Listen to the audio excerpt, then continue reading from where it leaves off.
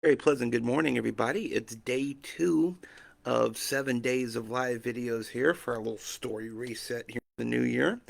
I'm Ryan Hall. Thank you so much. My name is Ryan Hall. I almost totally skipped over the point of this video here. Thank you so much for joining us here today. And I wanted to speak a little bit today about labels. Now, this has really been on my mind, kind of been on my space for the last week or so. Now, on Christmas night, I went to go see A Complete Unknown, which is the biopic film on Bob Dylan. Now, probably up until that point, Bob Dylan's music never really did much for me. I can't, I can't really lie that I've had his stuff on play before that point. But during, like, the story of that movie, and I'm not going to spoil it, but it is a biopic about a famous person, so the facts are well known. But the way that it's told, I found was kind of could have been better. The movie wasn't great, but I thought that this one thing just really stood out to me.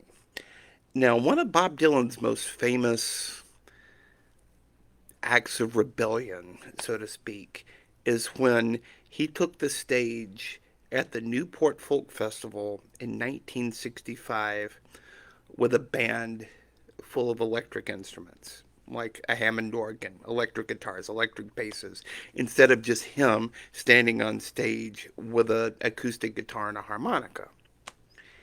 And people hated him for that. People absolutely hated him for that because he got out of the box that. Turn off my air conditioner here before it starts buzzing too loud.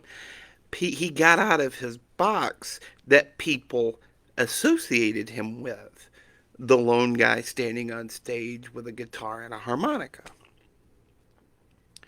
But the musicians that played on that album, that played on that stage rather, ended up playing on an album called Highway 61 Revisited.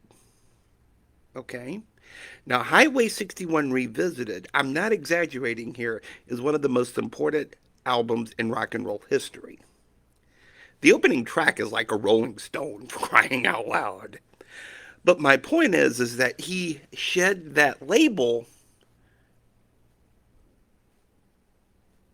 and it was one of the most important turning points in music history. There's a, you know, there's a great comedy movie that came out. I think it was like 2006, 2007, something like that.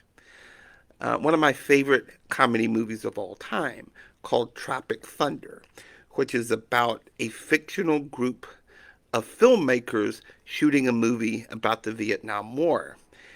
Um, and I truly believe that if Heath Ledger hadn't totally killed that part as the Joker in The Dark Knight, that Robert Downey Jr. would have won the Oscar for his performance in that movie.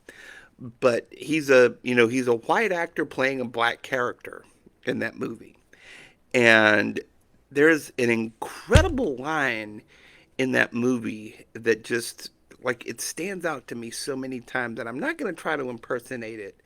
But the line is this: I'm the dude playing the dude disguised as another dude.